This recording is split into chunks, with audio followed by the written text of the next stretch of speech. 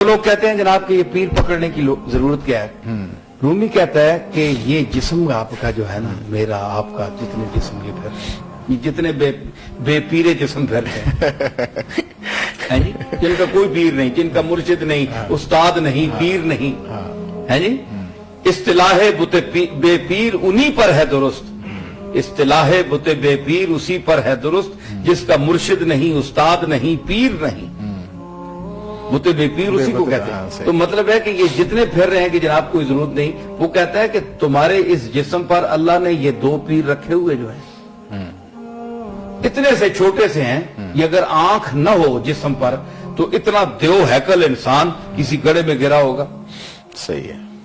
ہے جی، تو یہ ہدایت راستہ بتاتا ہے کہ یہ گڑھا ہے، یہ کھڈا ہے، آپ ادھر سے چلیں، دائیں بائیں جائیں۔ تو قدرت نے آپ ماں کے پیٹ سے ایک مرشد اور رہنما، راہ دکھانے والا وہ دے کر انسان کو بھیجا ہے تاکہ اس کی باڈی ضائع نہ ہو۔ تو اگر باڈی کو ضائع ہونے سے بچانے کے لیے آنکھوں کی ضرورت ہے تو اللہ کے راستے تک پہنچنے کے لیے بھی اس استاد کی، اس مربی کی اور ایسی تربیت گاہوں کی ضرورت ہے جو ان سے تعلق رکھنے والے ہوں اور ادھر پہنچا دیں۔ اور آپ کو میں یہ بتاتا پھروں چلوں کہ استاد اور پیر رومی نے یہ جو کہا نا کہ یہ مرشد ہے، آنکھ جو ہے یہ مرشد ہے، ایک اندھا ہے، اس کی آنکھ ہی نہیں ہے، اب وہ کیا کرے گا؟ وہ عصا پکڑے گا، بالکل، یعنی یہ نہیں ہے تو ہاتھ میں ضرور پکڑے گا کہ ان کی جگہ یہ کام کرے گا۔ اندھا ہونے کے باوجود بھی اس کو رہنما کی ضرورت ہے، اندھے اسی لیے تو لکڑی پکڑتے ہیں۔ تو کم از کم جو اس کو بالکل ہی کہتے ہیں جناب کہ یہ چیز ہی کوئی نہیں ہے، فراڈ ہی کوئی نہیں ہے، تو پھر اندھے جو پکڑ کر ہاتھ میں پھرتے ہیں ان کو کہو نا تم فراڈی ہو، تو پھر وہ کہے گا کہ اللہ تعالیٰ تمہیں بھی اندھا کرے اور میں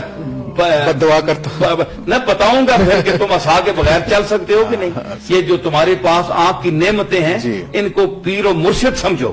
تمہارے جسم کی کو منزل تک صحیح سلامت پہنچاتی ہیں یہ آنکھیں ہیں۔ اسی طرح جو اللہ اور رسول تک کی منزل تک بدعقیدگیوں سے، گستاخیوں سے